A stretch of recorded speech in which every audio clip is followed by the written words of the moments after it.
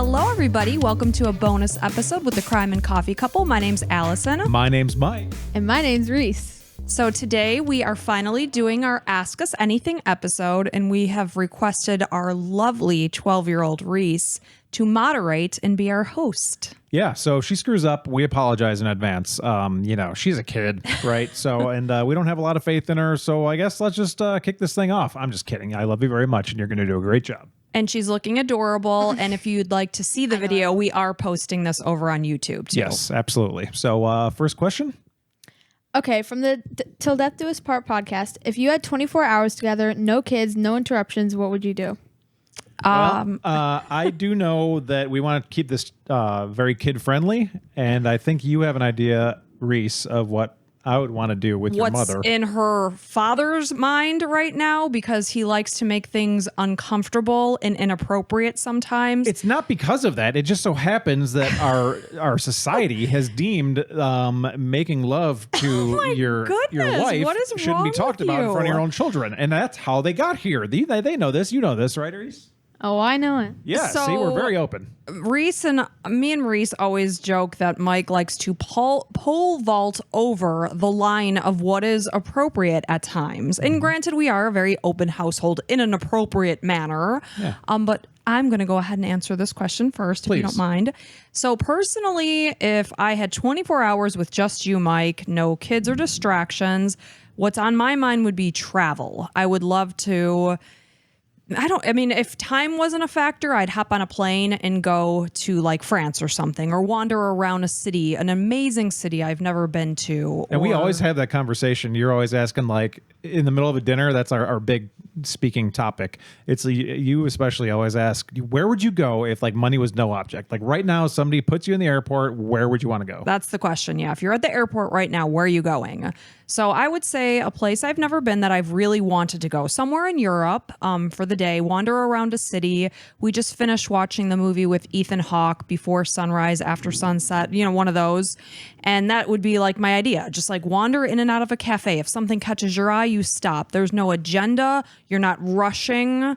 And we're just connecting and talking. I like, let's assume that money is an issue and it would have to be something probably local. So I'd probably get like, well, you already took care of the bonus side. I think it'd be like a hotel locally. We live in Florida, so somewhere on the beach, like St. Pete, Clearwater area, something like that. And I would just have a nice dinner out with you. Maybe play some like pickleball or something like competitive. I think that'd be fun. I used to whip you in tennis all the time when we were younger. So bring those days back. I used With to your give her cheap little dings over the net. a little dink. And she'd be like, oh, you do that all the time. I'm like, yeah, because it works. So, and you get mad. I swore like a truck driver. Yeah, and I won every time. So that's all right. So it was something like that, I think. Yeah, that was a good question, though. I like that one. Okay, number 2, from the most beautiful cousin, Lexi, how do you maintain working full-time jobs and doing the podcast and being parents? Whew. For me, since, I guess I'm the one that, provides the episodes, I guess you could say, I would say time management is number 1. I am very careful about what I do when, because again, we do work full-time jobs. So I'm up at 5 o'clock in the morning. I'm normally home from work by about 2:30. And then I'd say I probably immediately put my podcast hat on and grab the laptop and start, researching or recording a TikTok or something of that nature. And she's not joking. Like, Reese, how often do you see her at her little laptop typing away?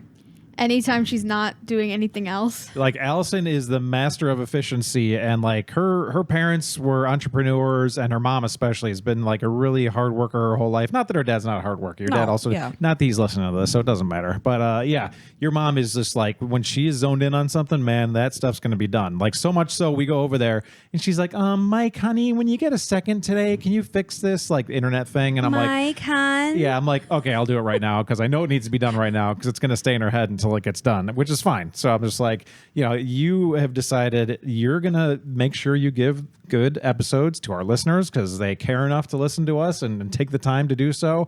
And, also these victims deserve respect. So, 100%. Yeah. I now on the flip side, I don't do much besides, I guess, a couple hours of video editing, and it takes me about 10 minutes to edit the audio side of things, maybe 15 minutes. I don't know. Well, you're the back of the house, the work people don't see, that I could not do this podcast without you, because I don't have a clue of what goes on the computer. Yeah, like where it's hosted, or if I died, if we just stop, it's probably because I died. Just so you guys know. Yeah, the podcast is just going to shut down Allison's for gonna the be time like, being. I mean, there's passwords, but I don't know where they are. I don't know how to do this. Yeah, so she'll try to come through with some kind of message for you guys if that happens, but just know that I'm dead if that happens. So I get hyper focused. I'm very organized. I'm not trying to toot my own horn, but there's a lot going on. I'm juggling a lot of balls.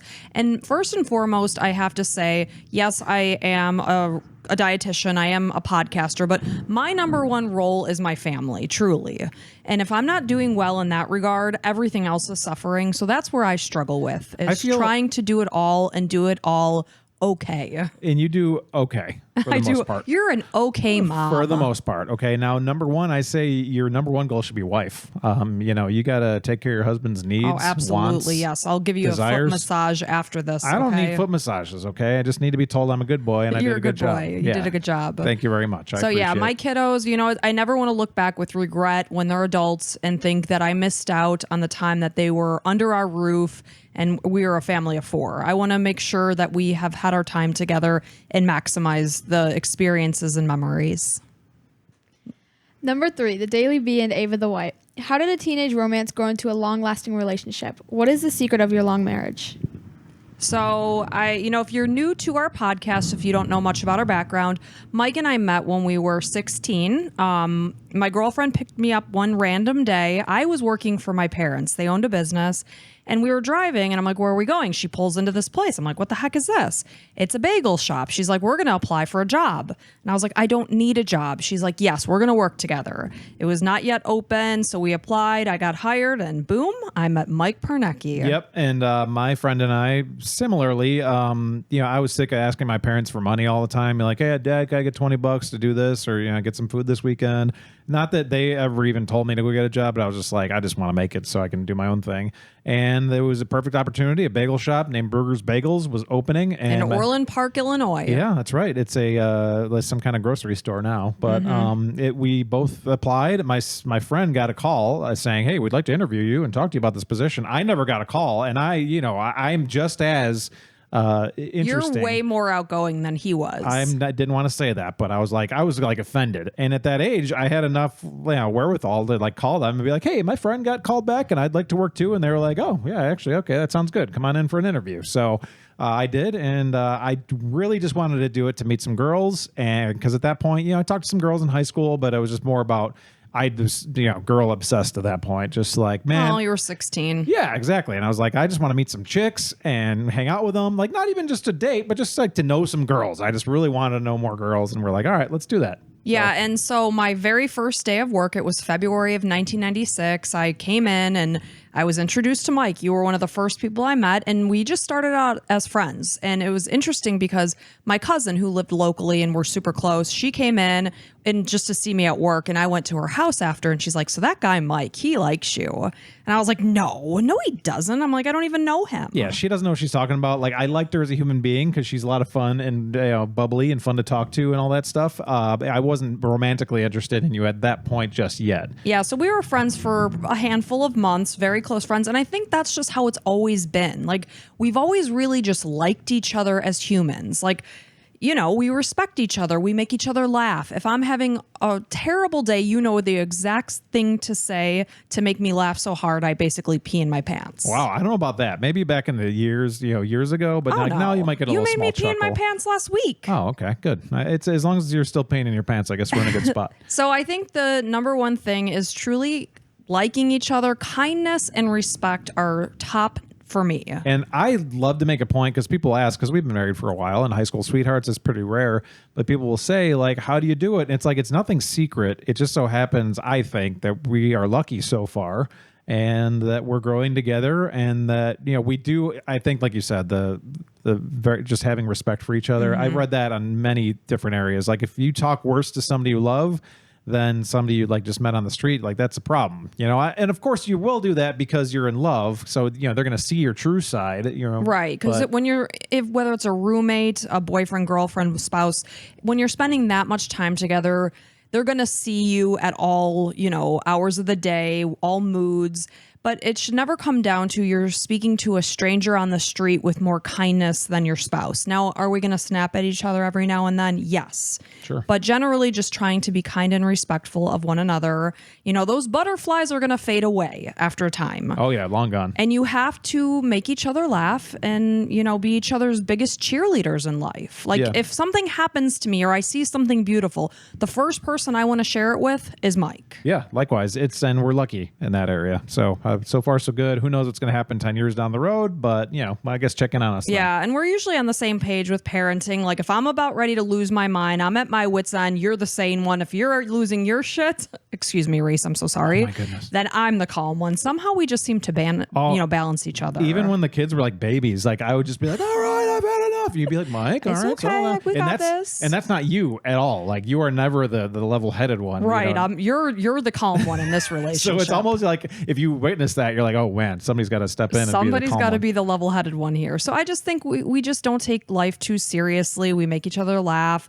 We respect each other. We trust each other. Oh, and another funny thing, when we were first working at Burgers Bagels, you said the first time you heard my last name was interesting. Oh, yeah. So I was closing one night, and one of the girls I was working with, Kelly, she's like, yeah, so anyway, Pernecki. And I was like, who the hell's Pernecki? And she's like, Mike. I was like, his last name's Pernecki? What a weird last name. Look who's talking now. And look Yeah. who's talking now. All three of us. So never in a million years would I have ever fathomed that would have been my last name. So it's just the way life works out sometimes. Okay, number 4, Julie Emma Cloud and GGG Koo. What made you two decide to deliver podcast, and how did you become podcasters? Well, I'll let Mike answer this one first because he was the initial podcaster of the two of us. Yeah, so my whole life I've loved radio. I always be that kid that would call into radio shows. I would always first it started as like requesting songs on the radio. Then I'd start listening to like morning shows. I remember calling in and giving like a dirty joke to a morning show when I was probably like 10 years old Let's or hope 12. it was kind of clean. It was kind of clean. It was something to do with like lesbians or something. It wasn't any like degrading. It was just the opportunity to say lesbians. And so like I was like, hey, yeah, so like the joke is blah blah blah lesbians. And then the guy's like, who taught you that joke? And I was like, my dad. And I said his name on the air. Oh, Lord. And my dad like got calls that day from like, hey Lenny, your kid called in and Oh, you that's told that so joke. And he was funny. like, oh my gosh, you heard it. So it was a big radio show in Chicago at the time. And I've never heard that story. yeah, I have and I still have the sunglasses. They sent me sunglasses that said "Eat Me" on Oh it. my gosh, So- how appropriate. And so my dad would like wear those sunglasses. He was so proud of his son, like telling a joke. And so that I just loved it. I love the whole idea of radio. I don't know why. I've gone into studio before. My uncle took me into go see like one of the biggest radio shows in the afternoon. I don't know why. It was just one of those things. And I always wished, I look back and think, man, I could have gotten into radio and probably done that a little bit. But then I realized I wouldn't have the amazing life I have now with you and the kids. And, everything happens for a reason. I'd way rather have this than being traveling around and losing my job every 2 years and whatever. But I've always had that. And then my friend and I started one of the first Chicago Bears podcasts like 10 years ago or something. Yeah, you were like a pioneer. Yeah. Oh, thank you. So it was Joe Rogan and then us basically. That's how it went. And it was just a reason for us to BS and talk to each other for like an hour. And it Because was you guys lived in two different states. yeah. It ended up us just talking and drinking and just BSing the whole time. Sometimes his friend would get so drunk he would like almost pass out. Like his wife would have to come in and take over. Yeah, it wasn't almost. She'd be like, "Hey, Mike, Nick can't come to the microphone because he was going to the bathroom," and I'd be like, "Hello, hello," and I would just be trying to fill like dead air, and he's like, "Yeah, he's sleeping." Sleeping. I'd be like, "Okay, well, I guess this episode's over because my friend passed out." So, and I didn't see him because he was in another state. So, yeah, so we ended that. I didn't want my friend to become an alcoholic. Yeah. So. And then in 2019, I think it was, you and I started a separate podcast just about married life and parents and living in the suburbs. It was called Basic Suburbia.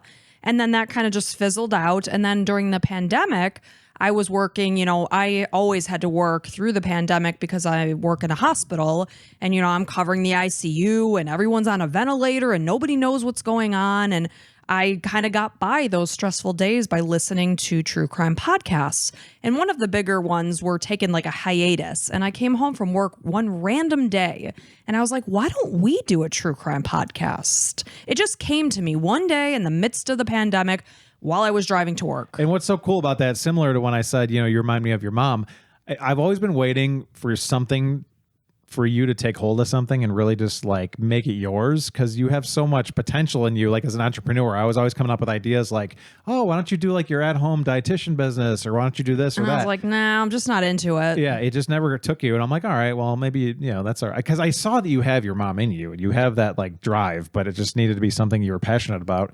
And she is passionate about true crime, folks. For some reason, she's just as crazy as all of you. Yeah, I've And, always just had this fascination with it. yeah, and so, man, if you like, I say this all the time, if you like our show, you are in for a treat for like a long time. Like Allison's not going to give up ever, and Aw, she's going to continue to do thank this, you. and it's only going to get better. So if you like what we're doing now, just wait 3 or 4 years from now, it's going to be even better. No one knows what the world holds for us. No, nobody knows.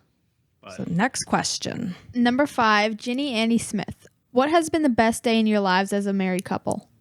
Well, I mean, for me, I could say, us starting a family, and truly, like, you and I as a couple, we always saw each other as a family and whatever, but like growing and adding kids to the mix and the chaos and the things we do together and the memories we make together as a family, it's hard to pinpoint one exact day. Yeah.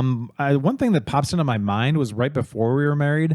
It was a really interesting moment. As a man, I don't know if a lot of men can, I'm sure a lot of men can identify. You can ask your husbands, because I think 85% of our listeners are females, but ask your husbands about this situation. Allison and I were in a hotel downtown Chicago, and I remember like overlooking, some buildings and things, and we were talking about marriage.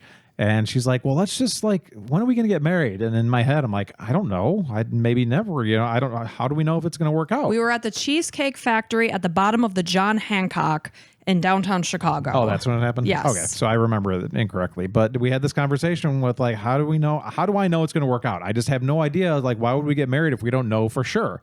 And you said, you'll never know. Like, it's I was like, you don't. You do not know. Nobody has a crystal ball in life to guarantee anything.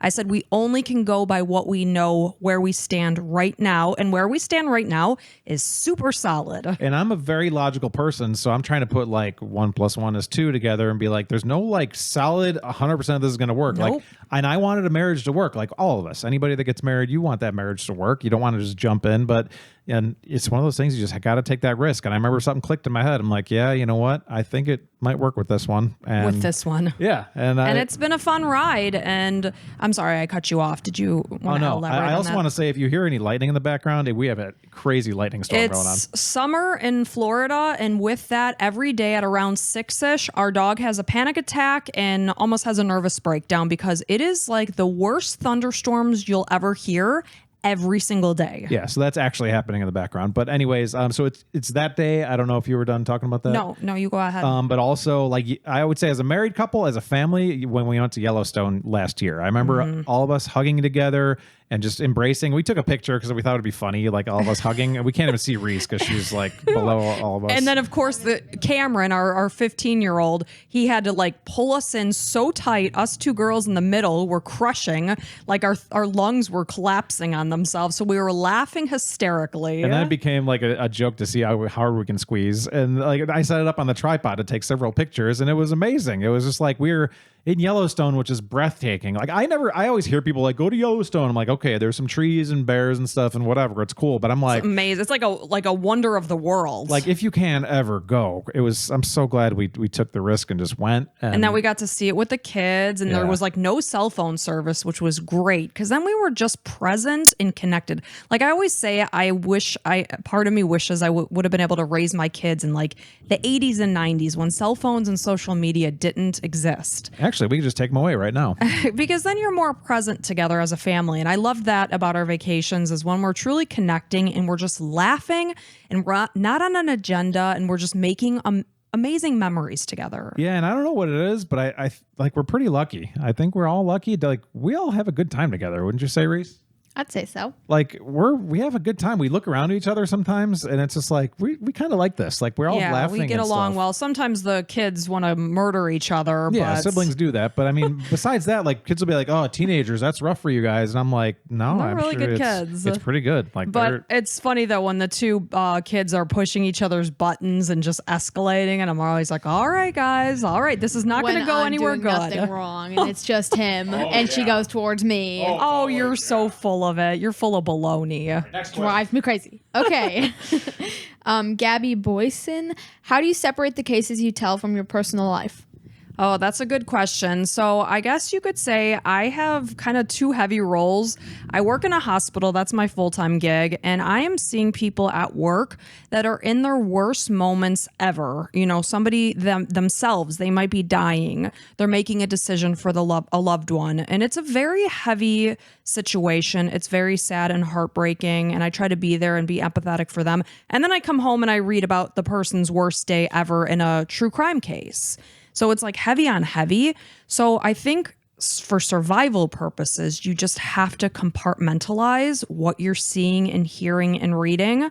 Otherwise, I wouldn't be able to function in life. Yeah, if I I guess- carried the grief of the world in my soul at all times, and trust me, I am a very emotional person. And I know I'm saying that. You guys have heard me crying on the podcast. I'm sure you figured that out. But I have to be able to separate it so that I can function and be a happy person in life and enjoy the days and hours that I have in this world. Yeah, I've never really thought that, you know, you have it double because you're dealing with death every day at the hospital. And then you come in, you're researching, like you said, the absolute worst day in these families' lives, maybe ever in their lineage of their entire bloodline.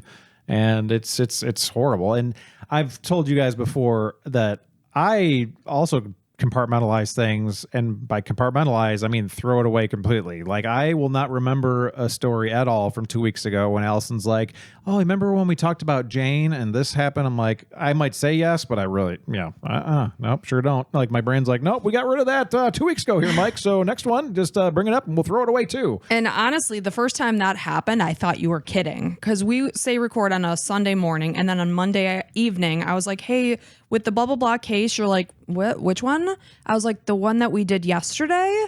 And you're like, no, I don't know. I'm like, tell me more details. And I'm like, and I go into the details, and he's like, no, I don't know. And Yeah. I'm like, I thought you were joking, but then you explained it to me, and I respect that's your coping mechanism. And you were probably kind of worried at first, Like, be like, he might have a new onset dementia. yeah, some stroke, whatever happening. I don't know, but yeah, it's just, I don't know what it is. I'm not trying to do it. It just happens. My brain's like, we don't need this anymore. Goodbye.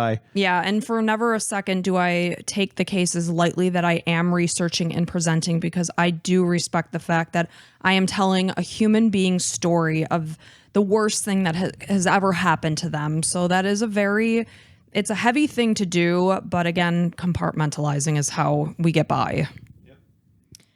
Number 7, Switch Player. What is your favorite podcast? Ooh, I like that one. Great question. So me being a true crime fan, I am drawn to true crime podcasts. So it's like if I'm not researching and presenting one, I'm listening to one.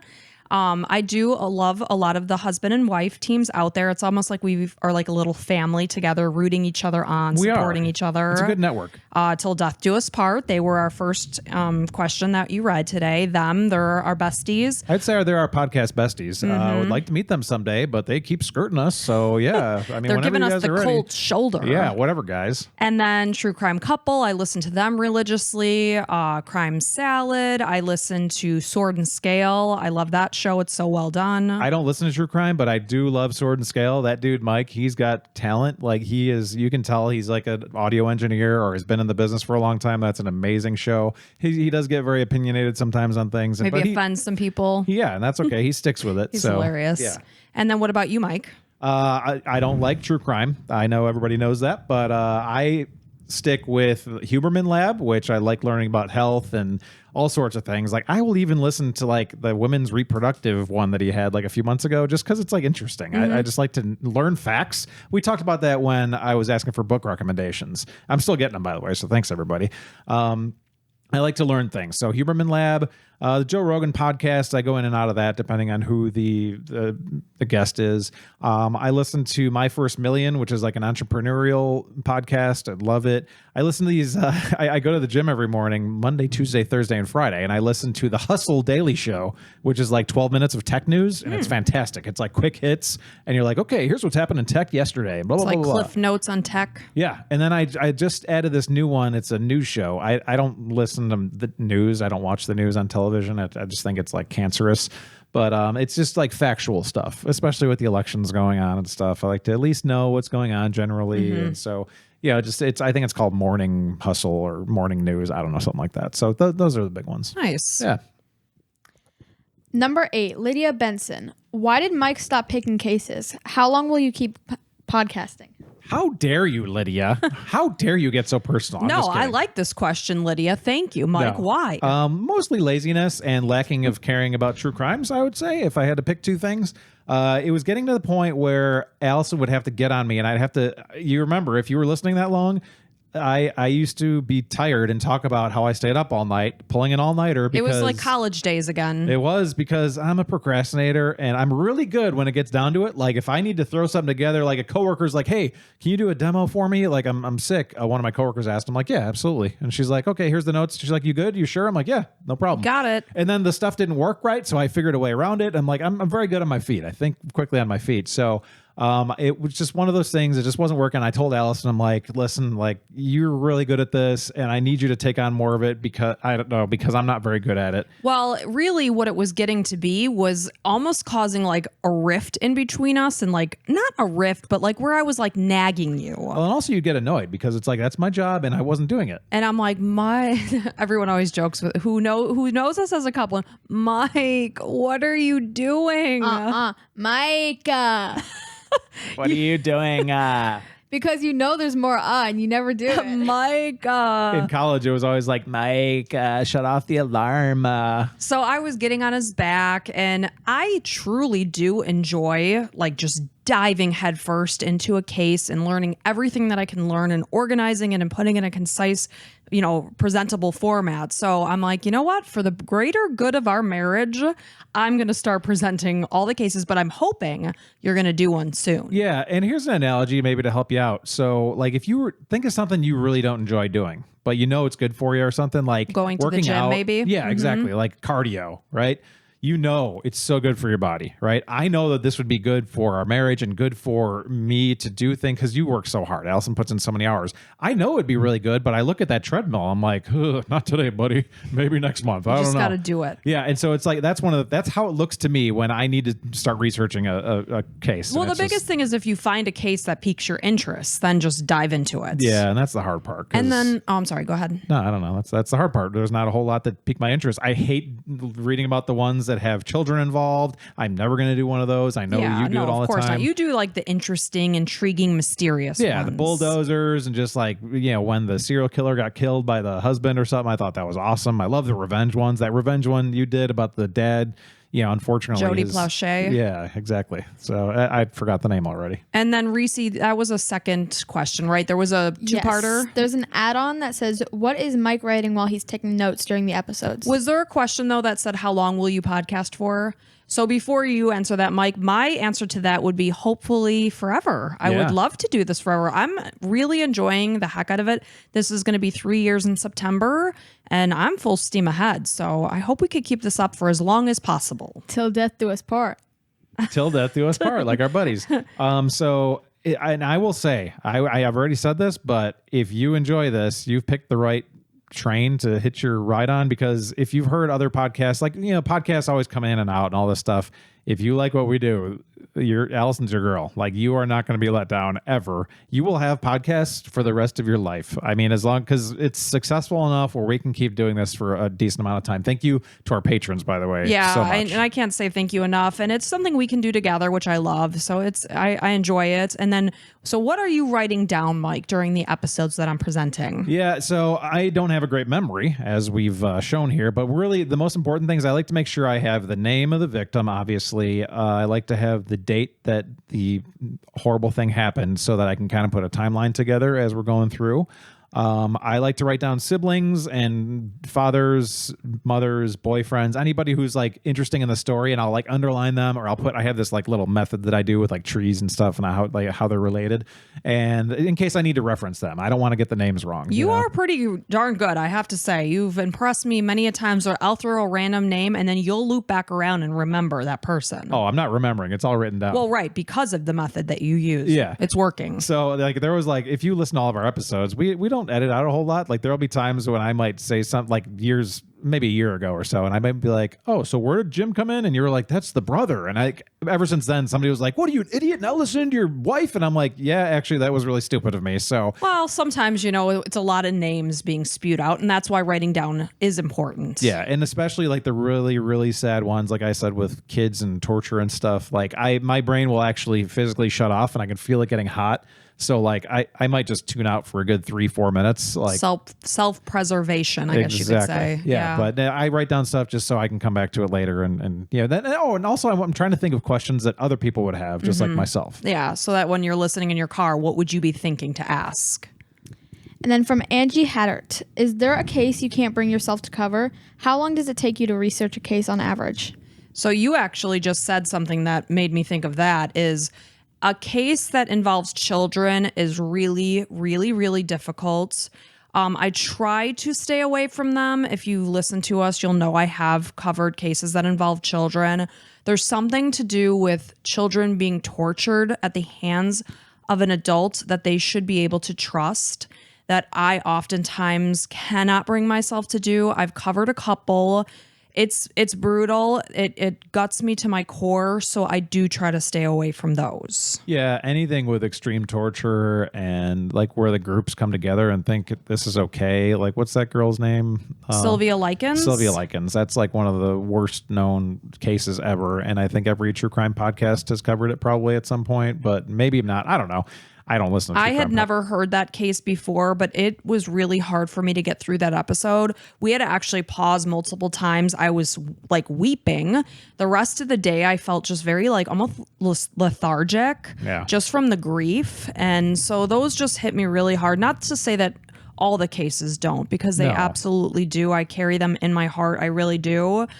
We have kids and, they are the center of my universe, and the idea of something happening to them is just beyond. I can't even think about it. So to think of what these families are going through, it's just too much sometimes. A lot of the sexual assault stuff, like I think a man is the lowest of low human beings to do that to a woman or a man or whatever. Yeah, it's usually a man. And I think those are horrible. Like Junko Furuta, there was also torture there. Like any kind of torture, like this stuff is for movies. Like it shouldn't be regular life. All the stuff we talk about should not be happening, unfortunately. But stuff like that, kids. Yeah. And then what was the second part of that question? How long it takes you to research? Oh, how long? Gosh, that's so hard to say because I'm always doing such a mix of things. I guess if I had to guess on average, I'd say probably about 10 hours per case. And with it, I'm also doing TikToks and our blog and YouTube thumbnails and all of the stuff that goes along with it. Yeah, it's really hard because you can't write down all the hours. And like, especially if you have a case where it's like, oh, just one more piece. Yes. And there's certain ones that have so much information. And that's part of the reason I tried to research some is so I know what you're going through. And there's like, you want to get these clarifying pieces of information, and some of the sources might not be lining up. And then it's like, you can't trust Wikipedia at all. No, you can't trust Crimepedia at all. Murderpedia. Yeah, right. Murderpedia. Like you got to get them from like trustworthy news sources. And some of them are behind paywalls. And it's like, man, this is tough. Yeah. So we will pay for a few of the like bigger magazines and stuff, but I always want to present factual information and cross-reference and stuff like that. So I'd say about 10 hours. And then from Roxanne Marquise, which you kind of already answered, but what cases keep you up at night? For me, it's a lot of the home invasion cases.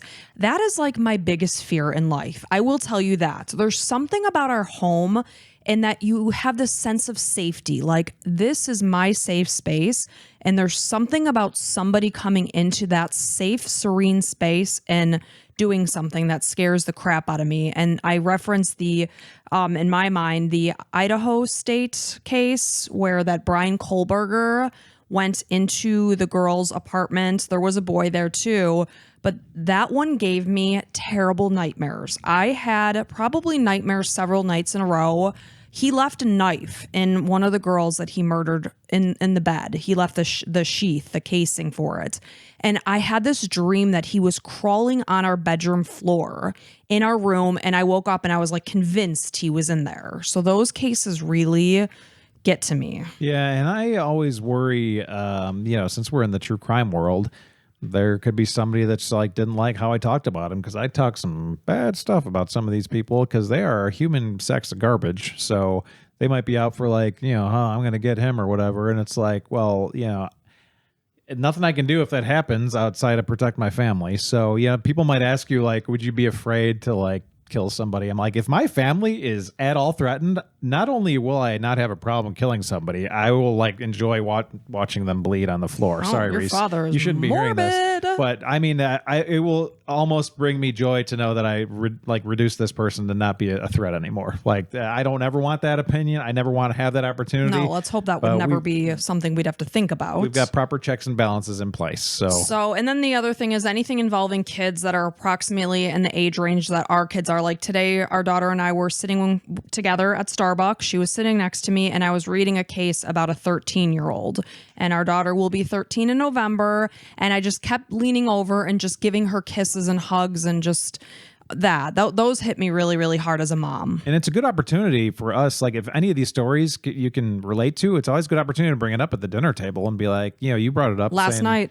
Yeah, kids, you wouldn't do this. Or, you'd tell us if something was happening or whatever. It does. It really brings awareness to my mind of like, you know what? You're right. Because life happens and you get wrapped up in what you're doing. It's important to just check in with the kids and being like, hey guys, if this ever happens to you, please know you can come and talk to us.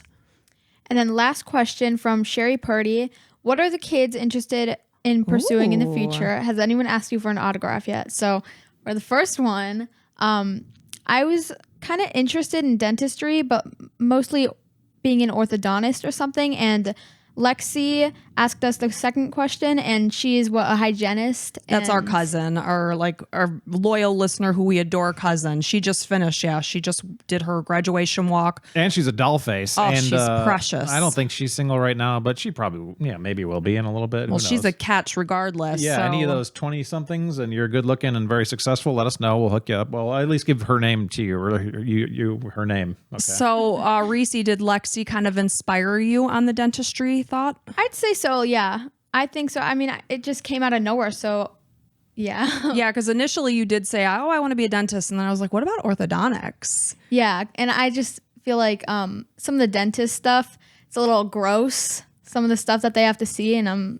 kind of don't want to see that stuff. You ever see a kid's mouth or like anybody's mouth that doesn't take care of their mouth and they have all jacked up teeth? That's not exactly inviting. No, but dentists have to deal with like different kinds of cases of every teeth thing. And then, and you're like artsy, like she really likes art and stuff like that. I think it'd be very calming and stuff to kind of get rid of like plaque and fill a cavity. well, if you're an orthodontist, you're focusing on braces. Yeah. Oh yeah, right. So I guess like making sure that those teeth come back together and creating that work of art. But yeah, Reese is very artsy, and you were actually in your 5th grade whole class of elementary school. You were picked as like the art student of the year. And her artwork was picked of all the 5th graders to sit in the county courthouse in our county, which is a huge county. So pretty impressive young lady we have on the air with us right now. Toot, we're tooting her horn. And then what about your brother? Yeah. What does your brother want to do?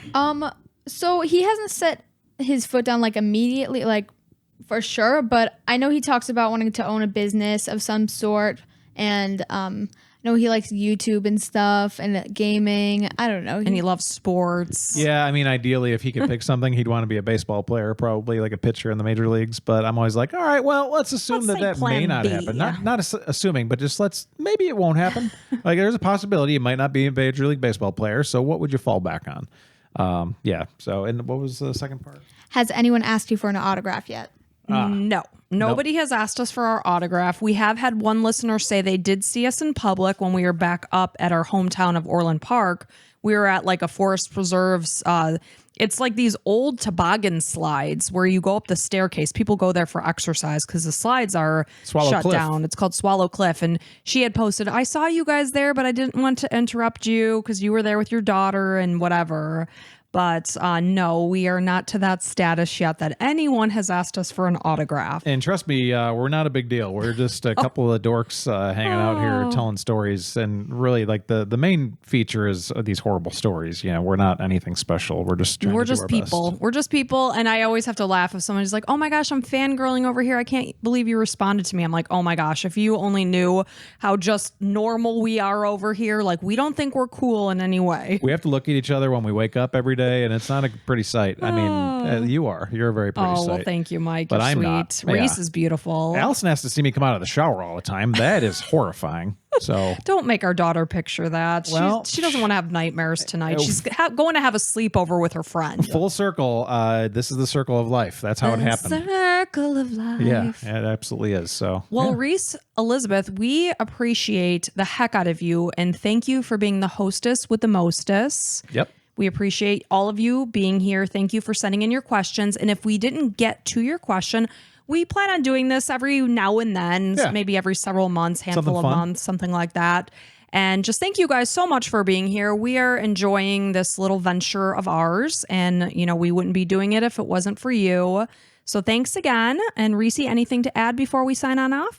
I had fun here, and I do this again anytime. So. Oh, well, Great. you were great. Thank you. And until next time.